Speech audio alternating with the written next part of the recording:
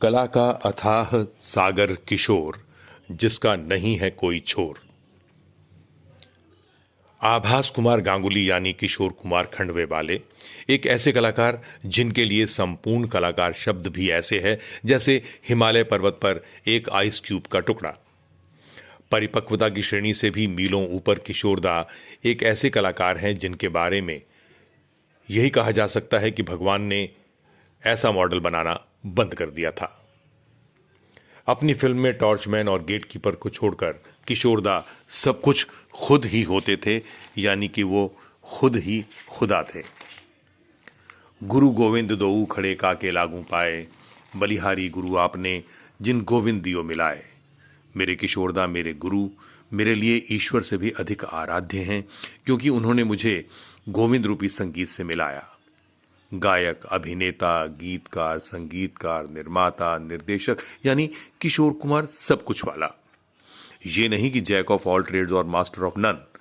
उनके लिए तो उपयुक्त है कि he was master of all fields without anybody equal to him. Kishoreda के फैन होने के नाते मैं यही कहूंगा कि किशोरदा के कौन से पक्ष को मैं वर्णित करूं। ये प्रश्न सदैव मेरे लिए गणित के उस अनसुलझे सवाल की तरह है कि भाई 2 और 2 5 कैसे हो सकते हैं। गणित के हिसाब से कहें तो किशोरदा एक अकेले 100 के बराबर हैं। अभिनय में स्वाभाविकता, जिसमें आभास के अभिनय में कृत्रिमता का कहीं भी आभास नहीं होता। गायकी में स्वरों की परिपक्वता भरी अभिव्यक्ति, किशोर के किशोर स्वभाव के साथ गंभीरता, मर्म, दर्द, मस्ती, अल्हड़, बचपना, शरारत, इसका सम्मिलित समावेश है। यानी कि ये कहें कि नवरसपूर्ण स्वर। सही मायने में देखें तो कथाकार, निर्माता, निर्देशक के तौर पर मन की बात किशोरदा का ही आविष्कार है, जिसमें शाश्वत सत्य होता है और कृत्रिमता नहीं होती जैसी आज सुनाई देती है। उनको परिभाषित करने के लिए ये 2 पंक्तियां पूर्णतः उपयुक्त हैं कि उस शख्स के गम का कोई अंदाजा तो लगाए, देखा न उसे किसी ने कभी रोते हुए। हमेशा अपने बचपन और मिट्टी से जुड़े किशोरदा के लिए वर्षों से हमारी मांग है उन्हें भारत रत्न से सम्मानित करने के लिए। देखते हैं भारत में कब कुछ सुरीले लोगों की सरकार बनती है।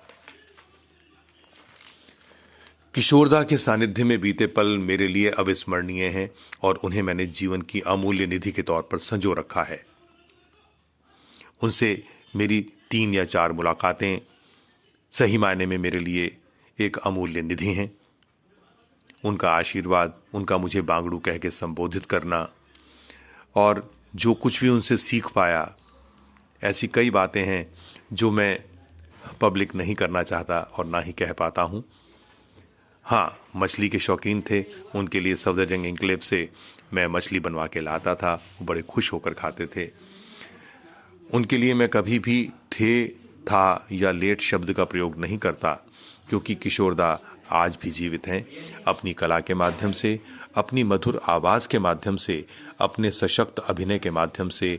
और अब ये लेख को मैं विराम देते हुए बस यही कहूँगा कि किशोरदा जीवित हैं और हमेशा जीवित रहेंगे हमारी यादों में, हमारे संगीत प्रेमियों की स्मृतियों में, दिल की धड़कन की तरह।